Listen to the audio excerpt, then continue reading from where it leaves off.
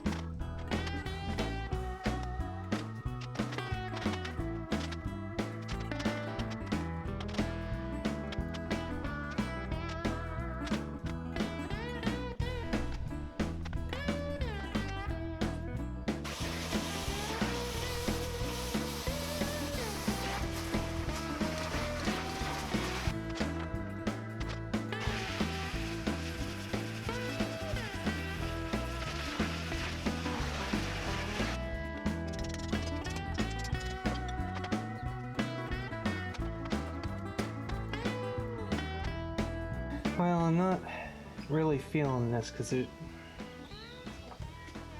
first few letters come out very curvy. The horseshoe creates a very curved font. The middle couple letters are a combination thereof because they will be something along the lines of, you'll have a horseshoe and spike components, and then the last several letters are nothing but spikes. Very angular.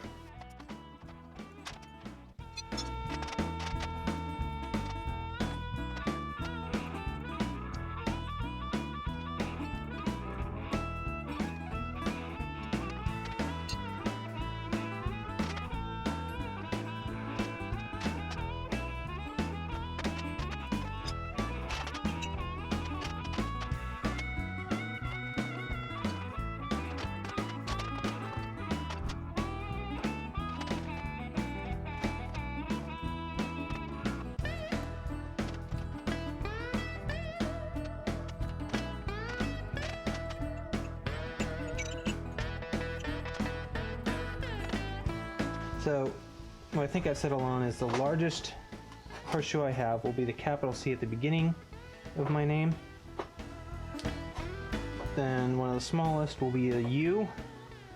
Then I'm going to use a spike for a vertical on an R, lowercase r.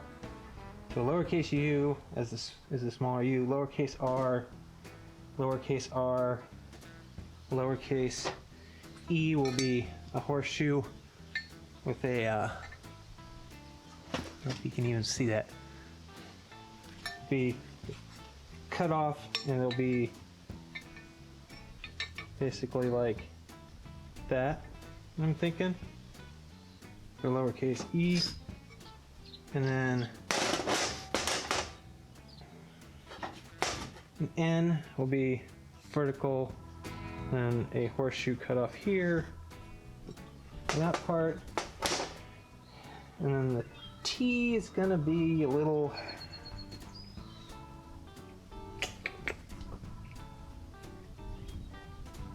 I haven't decided on the T fully yet, but I'm gonna get to work on the rest of it. Let's see what kind of bits and pieces I have left over when I'm done.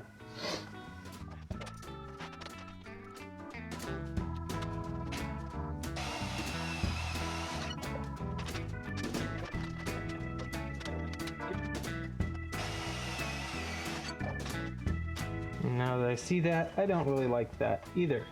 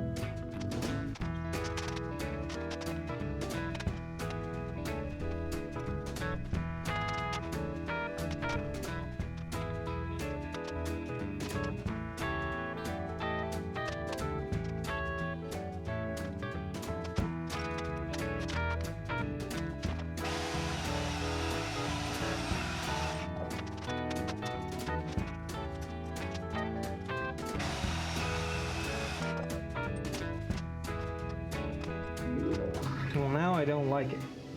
It's too small compared to the other letters. And I suppose I like compared to the 10.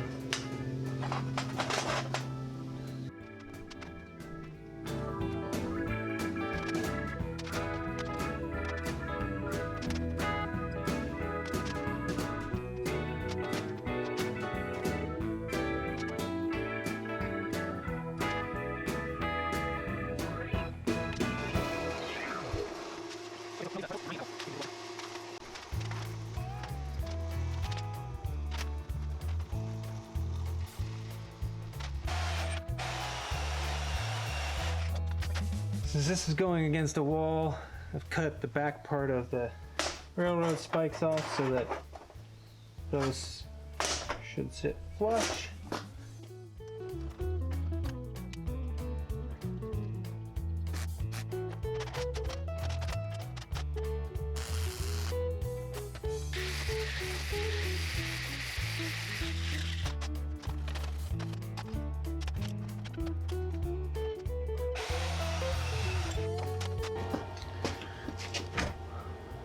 R.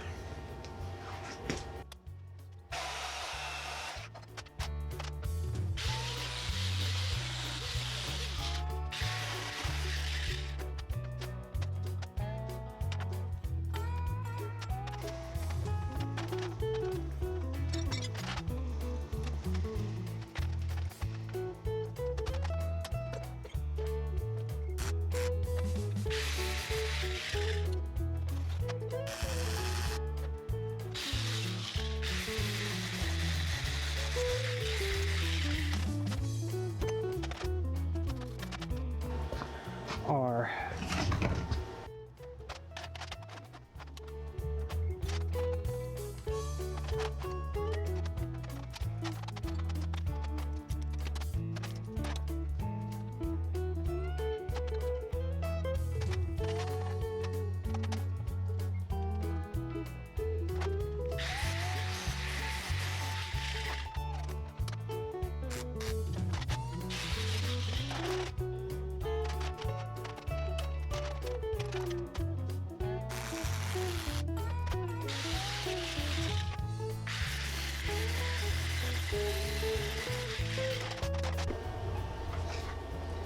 E.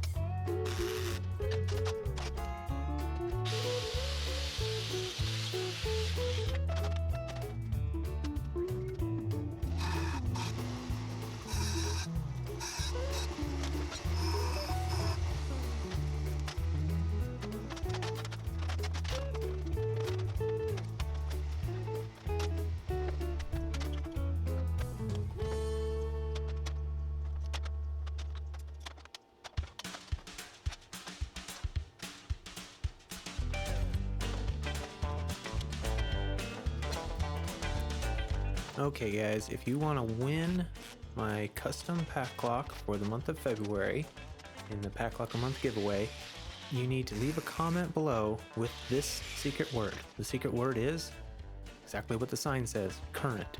So use the word current in a complete sentence below and you can be entered to win custom PacLock. All the rules are in the description below. Good luck. That's what I have so far. Now the question is, how do I get them all together? I don't really like having them like that.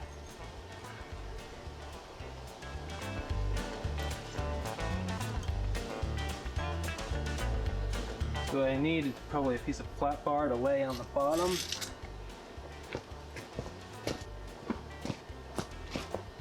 Something like this.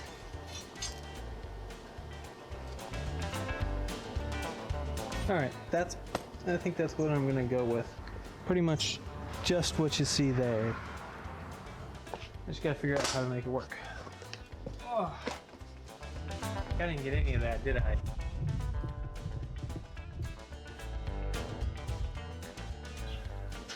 I forgot to turn the camera back around, so I didn't get my welding of the letters onto the little base. But, you know, pretty straightforward. All I had to do was ensure the spacing that I wanted. And clean them up and weld them on, and you know, it's not what I would have ultimately preferred, but it works. Alright, so this is the finished sign before rusting. As it's aged, it has continued to rust. It looks pretty good in this photo. Here is another sign I did. This one was kind of a commission for somebody I know who wanted me to make them a sign for a very specific location. So it had to be vertical and of appropriate size. The letters needed to be a little bigger, longer than spikes normally are, so I spliced spikes together and then tried to make it so that you didn't even notice that they were spliced after they rusted. And this is the finished after rusting of that sign.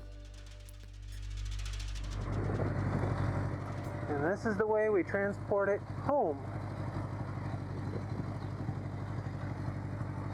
I was a little worried about the T since it's only got that one weld on the bottom breaking free, so I put one of my aluminum stock underneath it and clamped that to help provide some support. Hopefully she'll make it home.